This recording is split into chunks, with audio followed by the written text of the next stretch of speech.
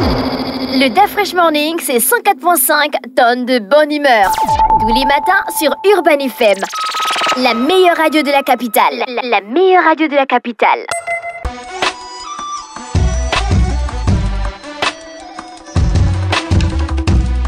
Sur les 104.5 Urban FM, la station Urban Check, Jean-Paul, bonjour. Bonjour Dafresh. Comment tu vas ce matin? Ça va. Et la nouvelle année 2023, comment ça commence? Un peu mitigé, entre un peu la joie, un peu la tristesse. Bon, on a bien commencé après la Noël, après bon. Il y a une épidémie de gastro-entérite qui circule dans l'Ivoire. Tu es un épidémologue?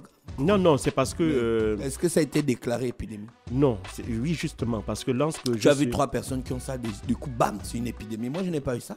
Non, toi tu n'as peut-être pas eu, mais quand tu vas dans les hôpitaux, tu vas remarquer que beaucoup de jeunes enfants aujourd'hui sont hospitalisés du fait de ces diarrhées, vomissements-là. En fait, ça s'explique aussi un peu, notamment dans notre zone, là où il y a des travaux de construction de nouvelles voies d'adduction d'eau. Il y a beaucoup de poussière dans l'air parce qu'ils ont dû casser le goudron, mettre les nouvelles canalisations et refermer avec tout ce que ça a entraîné, comme le fait qu'il y a de la terre un peu partout et comme les voitures circulent.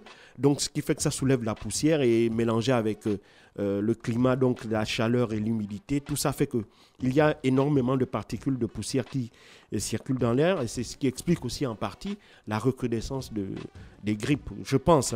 Mais malheureusement, comme on n'a pas de communication officielle sur ces questions-là... Parce que ce n'est pas une épidémie? Si, c'est une épidémie. La preuve, moi, quand j'étais à l'hôpital, sur place, il y a eu 2 jeunes enfants encore qu'on a emmenés qui avaient ça ne fait pas de ça une épidémie? C'est pour ça que je dis qu'il faudrait peut-être que l'on on communique. Mais il y a un phénomène d'observation.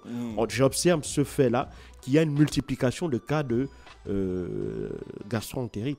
Donc, et tu sais que, par exemple, en Europe, du fait du climat, du fait d'un certain nombre de choses, il y a une épidémie de bronchite, de bronchiolite, épidémie de grippe, épidémie aussi de Covid qui est en train de revenir.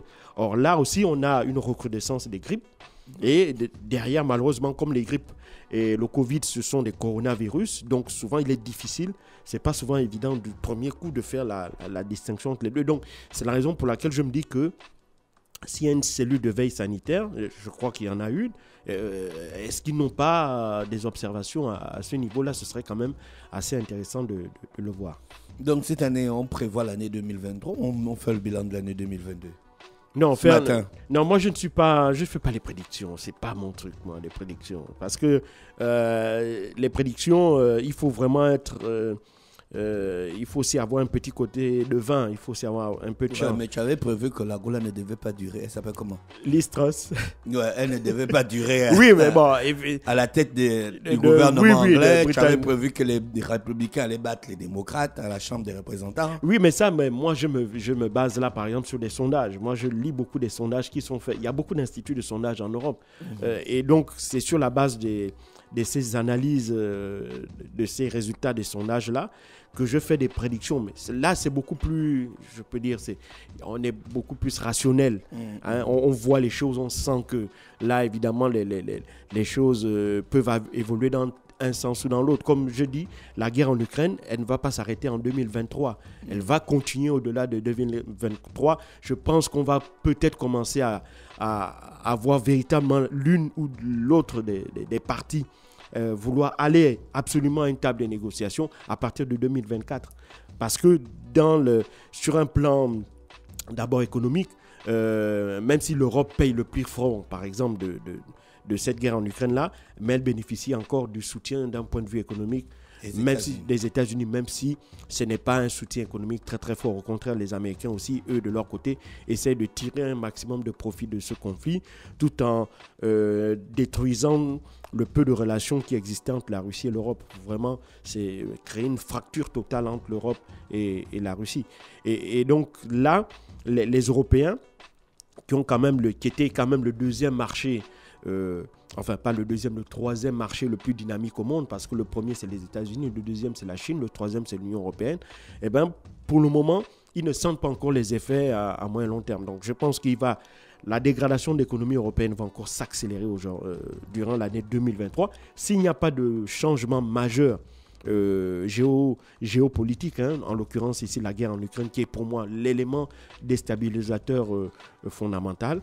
Et donc, et de l'autre côté, la Russie, tant qu'elle parvient à maintenir un certain type d'alliance, notamment avec la Chine, l'Inde et un certain nombre de pays, tant qu'elle arrive à trouver des débouchés pour son pétrole et son gaz, donc une partie, comme je l'ai dit, l'Inde, la Russie, une partie par les Émirats arabes unis et l'Arabie saoudite qui rachètent le gaz russe et le revendent, hein, parce qu'il faut savoir que ces pays-là seuls ne peuvent pas répondre à l'ensemble de la demande mondiale en l'occurrence. Et puis dans le cadre de l'OPEP+, évidemment, tant qu'il y a cette alliance forte-là entre la Russie et les monarchies du Golfe, eh ben, il est clair qu'elle parviendra toujours à tirer profit du marché. Et donc, toutes les mesures jusqu'à présent prises par les Occidentaux pour essayer de tuer son économie, pour essayer de limiter au maximum les ressources de la Russie qui proviennent principalement, mais pas uniquement, principalement des hydrocarbures, eh ben tout ça, ça va être compliqué. Il y a d'autres choses à analyser. Bon, déjà, pour ce qui concerne aussi le continent africain, il ne faut pas l'oublier, hein, il y a un durcissement du conflit, enfin de la crise entre la Côte d'Ivoire et le Mali. Hein. Il faut savoir que la justice malienne a condamné à 20 ans de réclusion criminelle les 46 soldats ivoiriens qui avaient été arrêtés en juillet dernier. Il faut aussi savoir que la CEDEAO avait donné un ultimatum qui expirait le 31 décembre, demandant la libération sans condition des soldats ivoiriens qui ont été arrêtés au Mali. Et donc, il n'y a pas eu de libération de la part des Maliens. Pire, il y a eu un procès organisé par la justice malienne qui a condamné à 20 ans de réclusion criminelle ces 46 soldats. Donc, il est clair que le bras de fer va continuer entre, d'une part, la Côte d'Ivoire et le Mali, et globalement un peu, si tu veux, entre la CEDEAO et le Mali. Mais le Mali n'est pas le seul point de friction à l'intérieur de la CEDEAO.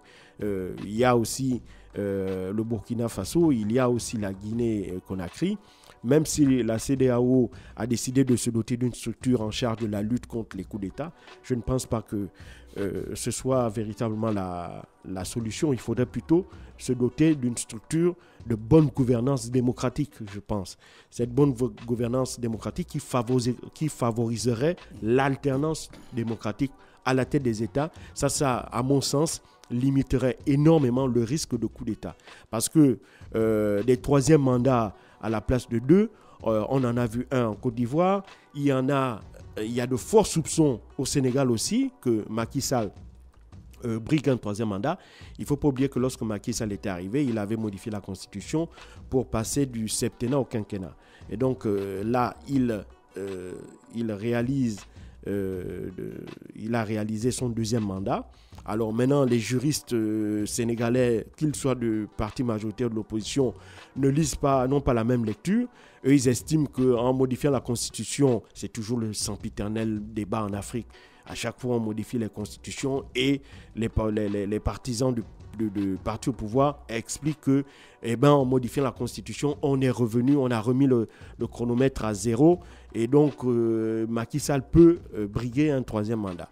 Or, en face, il y a une autre lecture qui estime que Macky Sall ayant déjà fait 2 mandats, quelles que soient les raisons pour lesquelles, quels que soient les événements, qu'ils soient constitutionnels ou autres, qui se soient produits durant cette période-là, il n'a pas à briguer un troisième mandat. Donc ça, c'est un élément de crispation.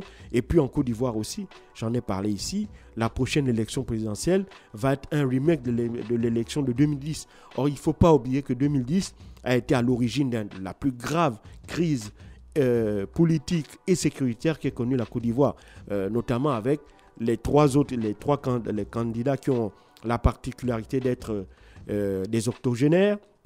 Donc Alassane Dramane Ouattara, 82 ans, il aura 83 ans là. Laurent Gbagbo, qui je crois tourne aux alentours de 85 ans. Et Henri Konan Bédié aussi, qui est un peu plus âgé que les deux autres. Donc ça aussi, ça montre, si tu veux, j'en avais parlé ici, le manque de la part de cette génération-là, parce qu'il faut que les générations actuelles préparent les générations de demain. Or, on a l'impression qu'en Côte d'Ivoire, il y a comme une espèce de fixation sur ces 3 sur ces 3 hommes-là.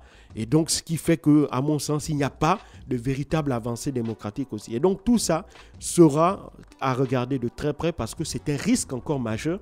On a vu ce qui s'était passé en 2010 avec la crise qui avait entraîné la mort de près de 10 000 Ivoiriens et entraîné carrément des déplacements de centaines de milliers d'autres dans des pays voisins avec tout ce que ça a entraîné également en termes de tensions ethniques, de tensions géopolitiques, pour lesquels la Côte d'Ivoire a eu énormément de mal à se remettre. Et on se rend compte malheureusement que ces vieux démons-là n'ont pas été exorcisés pour la simple et bonne raison qu'on a ces 3 figures-là, à mon avis, qui cristallisent, si tu veux, cette incapacité de la Côte d'Ivoire à pouvoir faire émerger une nouvelle classe de dirigeants, alors que ce ne sont pas les compétences qui manquent. On a plein de jeunes qui sont là, qui ont déjà fait leurs preuves, aussi bien dans les partis politiques de la majorité que dans l'opposition, mais on a malheureusement l'impression qu'ils ont du mal véritablement à incarner l'alternative à ces 3 figures-là.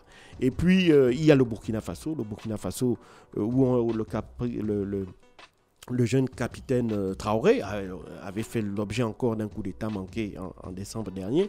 Ça montre encore une fois de plus combien de fois la situation sécuritaire là-bas et surtout l'instabilité. Le nouveau pouvoir ne s'est toujours pas consolidé parce qu'il y a toujours des risques de dérapage et d'instabilité. Et donc ça, dans un contexte de crise sécuritaire régionale, notamment dans la zone des 3 frontières entre le Niger, le Burkina Faso et le Mali, où la menace djihadiste et terroriste demeure. Donc là aussi, ce sera quelque chose à regarder de particulièrement, de regarder de très près l'évolution de la situation. Mais il est clair qu'en 2024, avec déjà le départ des troupes françaises du Mali, leur réorganisation au niveau du Niger et les tensions qui commencent aussi à naître entre le Burkina Faso et la France, avec des soupçons de plus en plus récurrents d'accusations. On assiste à une espèce de même scénario avec ce qui s'était passé au Mali, où on commence à accuser l'État malien d'avoir appelé à la rescousse les mercenaires russes de Wagner, et ensuite on a une menace de la part de la France de se retirer de l'ensemble des opérations au Mali ou de se retirer du pays. Et on est un peu dans ce même scénario-là. On commence à lire ça et là des formes d'accusation de la part du Burkina Faso qui tenteraient de nouer des liens également avec la milice Wagner. Mais en réalité, il s'agit, à mon sens, de la volonté de la part des Burkinabés d'essayer peut-être de reproduire, d'essayer d'obtenir des résultats sur le terrain parce qu'ils estiment que les résultats obtenus avec les forces françaises ne sont pas à la hauteur des espérances qu'ils avaient, et donc ils veulent essayer autre chose dans le cadre de la multiplication des partenariats. En tant qu'État souverain, ils ont parfaitement le droit d'essayer de voir si on ne peut pas, avec d'autres partenaires, obtenir de meilleurs résultats. Donc là-bas aussi, c'est quelque chose qu'il faudrait regarder. Et puis, sur le plan sanitaire, il faut aussi regarder en Chine. En Chine, vous savez, la Chine, durant 2 années, a vécu au ralenti. Or, la Chine, c'est 30% du PIB mondial. Et donc, si tu veux, tant que la Chine était un peu à la traîne sur le plan économique, il tirait un peu par l'arrière l'Europe et les États-Unis. Ces deux parties-là avaient relancé leur économie avec plus ou moins de réussite. La guerre en Ukraine est venue plomber si tu veux, les efforts consentis par les Européens, mais les Américains, ils s'en sortent un peu mieux, je dis un peu mieux, parce qu'ils ont une croissance économique positive, ils ont une monnaie qui est forte, ils tirent profit du prix de l'énergie, parce que les Américains sont des exportateurs de pétrole et de gaz, notamment de gaz naturel liquéfié. Et donc le dollar qui est redevenu une monnaie de réserve fait que pour le moment, ça limite la casse. Pourquoi ça limite la casse? Parce qu'on a une inflation qui est très élevée aux États-Unis, de l'ordre de 10%. Cette inflation est due essentiellement, comme je l'explique ici, au fait que même si le prix du brut est très faible aux États-Unis, parce qu'ils sont producteurs de pétrole et de gaz aussi, le gaz est 4 fois moins cher aux États-Unis qu'en Europe. C'est parce qu'il faut savoir qu'autour des 30 dernières années, il n'y a pas eu de vrai investissement en matière de dotation d'équipement, notamment dans la raffinerie pétrolière. Et l'énergie, si tu veux, l'économie américaine, c'est une économie qui est intimement liée à la consommation d'énergie. En fait, c'est de la transformation, comme on dit souvent, c'est de l'énergie transformée. Et donc, ce qui fait que, évidemment, le fait qu'il n'ait pas investi toutes ces années là dans le domaine de la raffinerie fait qu'aujourd'hui, les Américains, les gens ne le savent peut-être pas, mais importent énormément de carburant. Or, en important du carburant, ils le payent plein pot au prix du marché international, et ce marché fait que le carburant est extrêmement élevé. Donc, si tu veux, le bénéfice qu'ils tirent en exportant du brut à un prix très élevé, eh ben, ils le perdent un peu en important aussi du carburant à un prix très élevé. Donc tout ça fait que, évidemment, comme je l'ai dit, les effets se font moins sentir. Maintenant, sur le plan de la croissance, je l'ai dit, la croissance est là, mais sur le plan de l'inflation est élevée. Et donc, en général, on maintient la croissance pour avoir de l'autre côté un taux de chômage très bas, mais Joe Biden se rend compte que cette inflation élevée là lui a fait perdre des points et lui a fait perdre des sièges, notamment à la Chambre des représentants. Et donc, il est clair qu'avec avec Jerome Powell, le président de la Réserve fédérale américaine, Jeremy Powell, ils vont donc certainement décider de privilégier cette fois-ci le taux de chômage, c'est-à-dire qu'on va mettre de l'argent, on va faire baisser, on va augmenter les taux directeurs pour limiter l'accès au crédit, l'accès à l'investissement, et donc ça aura pour effet, évidemment de faire baisser, essayer de faire baisser l'inflation, mais l'autre conséquence, ce sera que le chômage risque d'augmenter. Donc, ils vont privilégier l'inflation au chômage. Donc, ils vont faire de la casse sociale pour essayer de limiter, si tu veux, les effets pervers de cette inflation-là qui asphyxie de plus en plus d'Américains. Et donc, de l'autre côté, la Chine, donc, comme je le disais, elle a fait 2 années de Covid, ça tirait un peu l'économie mondiale en arrière. Et puis, ils se rendent compte que la plupart des pays ont déconfiné. Et donc, eux aussi, ils ont déconfiné. Mais à mon sens, ils ont déconfiné trop vite et trop tôt. Ils auraient dû le faire de manière cadencée. Maintenant, le fait qu'on ait levé de manière brutale et sur l'ensemble des provinces les restrictions liées au Covid fait que, on a une explosion des contaminations. On le voit dans les images qui font le tour du monde entier.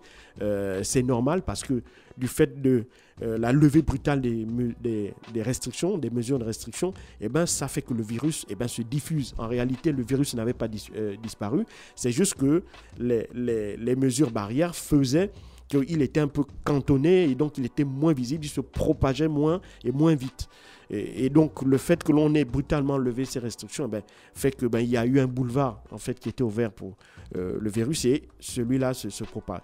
Mais je pense que les autorités chinoises stables font un peu le pari que certains pays ont fait dans le monde, c'est-à-dire on lève les mesures. C'est vrai qu'on va y avoir une augmentation du nombre de contaminations. L'essentiel c'est de rapidement atteindre le niveau plateau et puis voir ensuite comment la courbe va diminuer. On va atteindre le niveau plateau quand d'un côté, grâce aux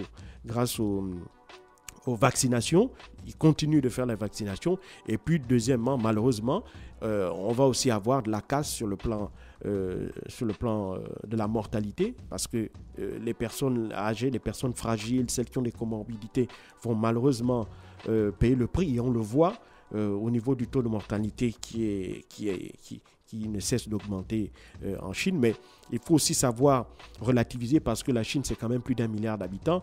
Donc, les effets que l'on observait en Europe ou en Afrique sont, lorsqu'on les regarde du niveau de la Chine, sont 10 fois, 15 fois, 20 fois plus élevés. Mais lorsque l'on regarde de manière froide, c'est une évolution normale de la situation. Donc, je pense que les autorités chinoises ont fait ce pari-là pour véritablement empêcher, pour limiter la casse sur le plan économique et ne plus continuer à être celui qui, si tu veux, ralentit l'économie mondiale. Ils ont décidé de déconfiner et donc c'est la raison pour laquelle on observe ces niveaux de contamination très élevés, ce taux de mortalité très, très élevé. Maintenant, reste à savoir à quel moment est-ce qu'on va atteindre le plateau, donc le maximum des contaminations. Là, maintenant, évidemment, seuls les épidémiologistes spécialistes de la Chine ont la réponse par rapport à moi. Mais ce qui est clair, c'est qu'en 2023, on va à un moment ou à un autre observer le pic, puis la phase de décontamination. Et à partir de là, je pense que la Chine reviendra encore plus forte pour le plus grand bonheur de l'économie mondiale. Merci Jean-Paul avec nous ce matin sur les 104.5 Urban FM, la station urbaine dans l'Uda Fresh Morning. Jean-Paul qu'on va retrouver lorsqu'il sera 7h30 demain matin sur les 104.5. Restez connectés, on se retrouve juste derrière. Le Da Fresh Morning, c'est 104.5 tonnes de bonne humeur. Tous les matins sur Urban FM. La meilleure radio de la capitale. La meilleure radio de la capitale.